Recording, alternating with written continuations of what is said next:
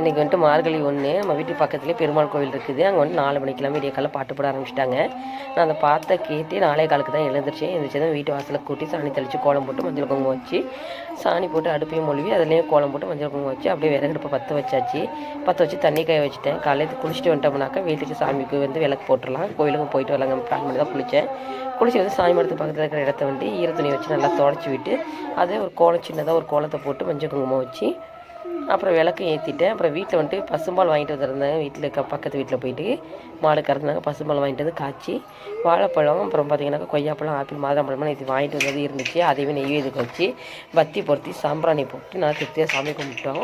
சாமி கும்பிட்டு பார்த்திங்கனாக்கா பூ தான் எதுவுமே இல்லை. நம்ம வீட்டில் வாசலில் இருந்த பூ வந்து யாரும் காலையில் பறிச்சுட்டு போயிட்டாங்க போல். எனக்கு முந்தி எழுந்திரிச்சு சரின்னு சொல்லிட்டு நானும் விட்டுட்டேன். நாளைக்கு அது பூ இருந்தால் பறித்து வைக்கலாம் அப்படின்ட்டு தினமும் காலையில் மாதிரி எழுந்திரிச்சு குளிச்சுட்டு சாமி கும்பிடலான் இருக்கேன். நீங்கள் என்ன பண்ணலான் இருக்கிறீங்கிறத கமெண்ட் சொல்லுங்கள். துளசி செடிக்கும் கடைசியாக பார்த்தீங்கன்னாக்கா பத்தி பொருத்தி சாமி கும்பிட்டாச்சு. விளக்கு வைக்கலாம்னு நினச்சா காற்றுல அணைஞ்சிருச்சு. என்னால் விளக்குங்க வைக்கலை. அதேமாதிரி பார்த்தீங்கன்னா அருகம்புல்லும் எங்கள் ஊர் சைடில் வைப்பாங்க. சாணி பிடிச்சி அதையுமே வச்சுட்டேன். அரசாணிக்காய் பூ தான் கிடைக்கல இங்கே. எல்லாம் விட்டாச்சு. வீடியோ பிடிச்சா லைக் பண்ணுங்கள், கமெண்ட் பண்ணுங்கள், ஷேர் பண்ணுங்கள். நம்மளோட சேனல் சப்ஸ்கிரைப் பண்ணிடுங்க. நெக்ஸ்ட்